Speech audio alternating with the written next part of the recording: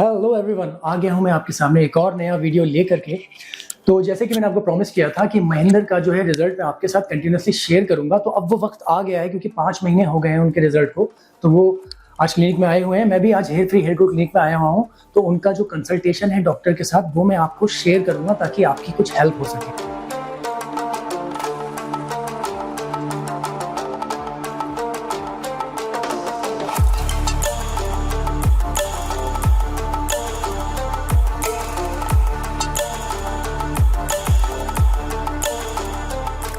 नमस्कार, मैं हूं डॉक्टर अनुभव सांगवान। मैं हेयर ट्रांसप्लांट सर्जन हूं hair free hair grow Gurgaon branch में। तो आज हमारे साथ मिस्टर महेंद्र जी आए। हेलो सर, कैसे हैं? सब बढ़िया। इनकी सर्जरी हमने दिसंबर 2022 में की थी। इनका ऑलमोस्ट ग्रेड 5 की बाल्डनेस थी, बट डोनर एरिया में काफ़ी हेयर से थिनिंग हो रखी थी। तो हमने सिर्फ फ्रंट एरिया का फर्स्ट सेशन दिया है, जिसमें ऑलमोस्ट 3300 ग्राफ्स हमने इम्प्लांट किए हैं। डोनर एरिया को हमने मेडिकल ट्रायल के लिए छोड़ा था कि 6 मंथ्स में असेस कर लेंगे, इफ नीडेड सेकंड सेशन देंगे।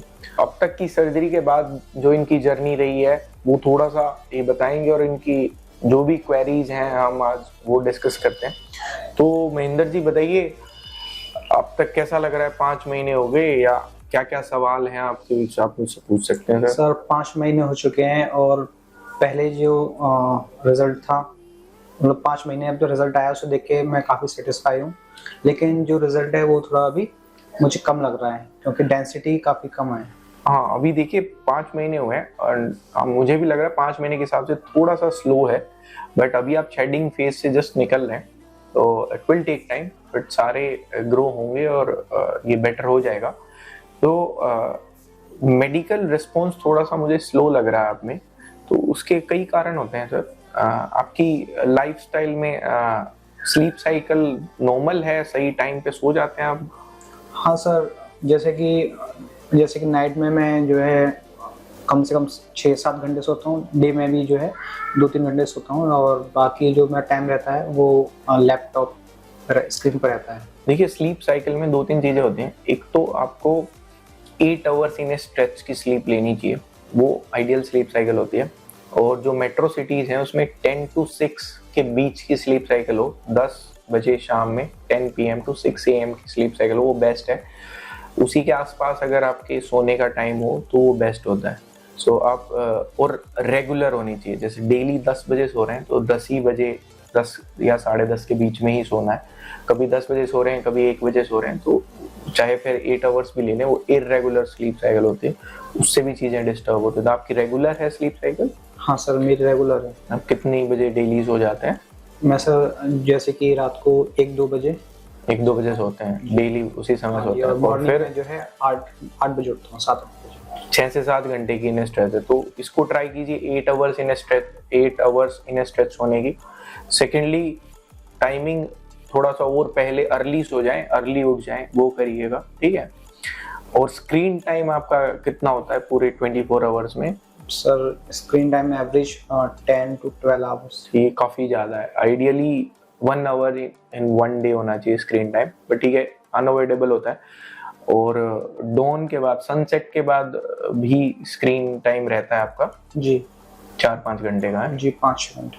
तो ये काफ़ी ज़्यादा है। बेसिकली क्या होता है कि एक हमारा हार्मोन होता है मेलेटोनिन, ठीक है?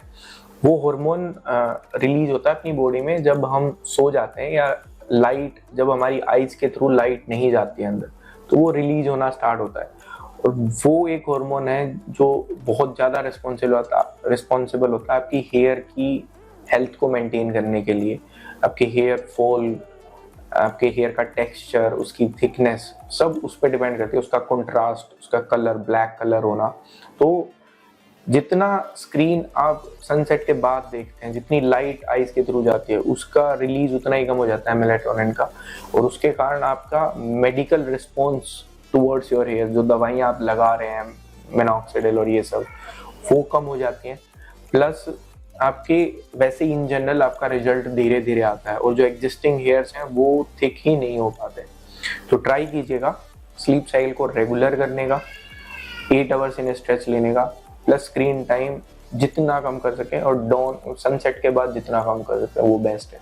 Thirdly water intake, liquid intake कैसा है आपका? अच्छा, हाँ सर, दिन में 3-4 लीटर पी लेते हैं? 3-4 लीटर, हाँ। चलिए, लिक्विड इनटेक भी हमें सही रखना होता है ताकि ब्लड सप्लाई बेटर रहे। ठीक है सर। और मेडिसिन सेंस आपका थोड़ा सा जो डोनर एरिया के ग्राफ्ट से वो भी उनकी क्वालिटी एवरेज थी, तो इसलिए हमें मिनॉक्सिडिल 10% देना पड़ेगा आपको। ठीक है। और कुछ आपकी क्वेरी रिगार्डिंग मेडिसिन? हाँ सर, जैसे कि पहले जो है हेयर फॉल नहीं हो रहे थे, लेकिन अभी जो मेरे काफी जो पतले हेयर हैं, जो जैसे कि अभी बहुत ही अब नए हेयर हैं, वो भी अभी हेयर फॉल हो रहा है। अभी बाल गिरते हैं? कितने बाल गिर जाते हैं आपके पूरे दिन में ना? सर जैसे कि ट्रांसप्लांटेड हेयर वो तो नहीं गिरते हैं, लेकिन जैसे कि जो एग्जिस्टिंग हेयर है, तो जब भी अगर जैसे कि मैंने जैसे सिर पे हाथ लगाते हैं तो 3-4 बाल आ जाते हैं। फिर भी एवरेज पूरे दिन में 40-50 बाल गिरते होंगे? 40-50 तो नहीं, लेकिन 15-20 के आसपास। सर ये नॉर्मल है। क्या होता है कि अपनी हेयर एक साइकिल से गुजरता है जिसकी 3 स्टेज होती हैं, anagen phase, catagen phase, telogen phase. Anagen phase वो होता है जिसमें बाल ग्रो करता है, ये 2 से 3 साल की होती है। कैटाजन फेज होती है 1 महीने की, जिसमें बाल उतना ही रहता है, सर पे रहता है। टीलोजन फेज में बाल गिरते हैं, वो 2 से 3 महीने की होती है। सो हमारे सर में हमेशा 300 से 400 बाल टीलोजन फेज में होते हैं, जिनमें से 50 से 60 बाल टीलोजन फेज के लास्ट एंड पे होते हैं, गिरने वाले एंड पे। ठीक है। तो 50 से 60 बाल गिरना नॉर्मल है पूरे दिन में। ठीक है। तो इससे स्ट्रेस नहीं लेनी है। स्ट्रेस लेंगे तो और बाल गिरेंगे और आपकी मेडिकल रिस्पॉन्स कम होगा। ठीक है। तो ये सब नॉर्मल है। और कुछ आप पूछना चाह रहे हो? हाँ सर, इसके अलावा मेडिसिन, जैसे कि मैं डेली थोड़ा वर्कआउट भी करता हूँ, तो डाइट वगैरह भी देता हूँ, जैसे कि एक्स वगैरह ये, तब जब इनको करता हूँ तो हेयर थोड़े मुझे लगता है कि थिक होते हैं, लेकिन जब तो छोड़ देता हूँ रूटीन को तो फिर दोबारा से थोड़े हेयर जो है थिन हो जाते हैं, और फिर उसके बाद जो है गिरना स्टार्ट होते हैं। ये तो बिल्कुल, ये तो ऑफ कोर्स आप प्रोटीनिशियस डाइट लेंगे तो आपके हेयर स्टे करेंगे, उनमें प्रोटीन जाएगा तो वो लंबे भी होंगे। और जितना वर्कआउट करेंगे उससे ब्लड सप्लाई बढ़ती है, इन टोटल आपका मेटाबॉलिक रेट बढ़ता है, तो हर जगह की ब्लड सप्लाई बढ़ती है, तो उससे भी काफी फर्क पड़ता है। तो वो आप कंटिन्यू कीजिए। बट जो स्वेटिंग वगैरह ज्यादा आए तो आपको हेड वॉश ज्यादा फ्रिक्वेंटली करना पड़ेगा। जैसे कि मतलब एक्सरसाइज के बाद जो है कुछ घंटे बाद हेयर वॉश। बिल्कुल, बहुत सही प्रैक्टिस है, आप कंटिन्यू कीजिए इन चीजों को। ठीक है जी। और कुछ आप पूछना चाह रहे हैं उधर? और सर सर अभी जैसे कि ये रिजल्ट है, तो अभी आपने बताया कि अभी कुछ महीने और लगेंगे, 1-2 महीने। हाँ, आपका रिजल्ट देखिए, पीआरपी हो चुकी है मेरी। बिल्कुल बिल्कुल, थोड़ा सा हाँ आपको पीआरपी लेनी चाहिए। पीआरपी से आपकी स्कैल्प भी रिजुनेट होती है, जो स्किन है, प्लस जो एग्जिस्टिंग हेयर्स हैं वो भी बेटर होते हैं। ठीक है। सो आज एक और पीआरपी लेते हैं, उसके बाद थोड़ा सा फ्रिक्वेंटली लेनी पड़ेंगे, हर 1 या 2 महीने में पीआरपी लीजिए, उससे बेटर रहेगा। ठीक है। ठीक है। तो हमने देखा महेंद्र जी का थोड़ा रिजल्ट स्लो है। इसके कुछ कारण है।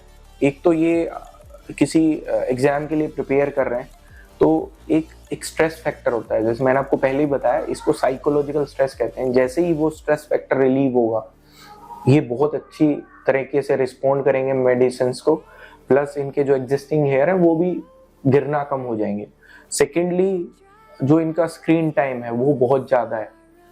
थर्डली, नाइट जो सनसेट के बाद जो स्क्रीन टाइम है वो एक्सेप्शनली ज्यादा है, तो उससे भी आपका मेडिकल रिस्पॉन्स कम होता है। और स्लीप साइकिल इनकी रेगुलर है, बट काफी लेट आवर्स में सोते हैं, तो वो इन्हें 10 to 6 के बीच में लानी चाहिए। 8 आवर्स इन्हें स्ट्रेच होना चाहिए और रेगुलर होनी चाहिए।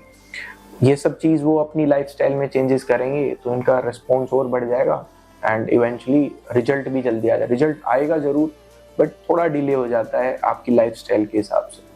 चलिए sir, thank you so much.